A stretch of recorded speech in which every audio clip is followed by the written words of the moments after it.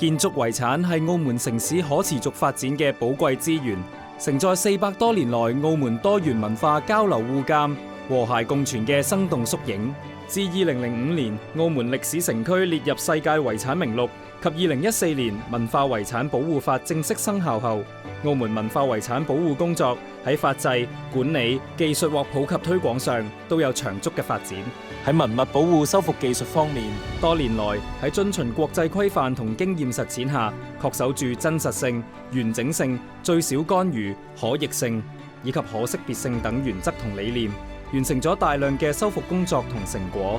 近年文化局開展嘅文物保護修復工作與時俱進，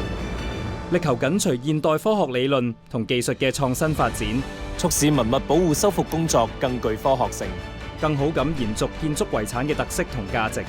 為推進澳門文化事業同文化產業向前發展。此前，文化和旅遊部與澳門特別行政區簽署關於建設澳門故宮文化遺產保護傳承中心合作備忘錄，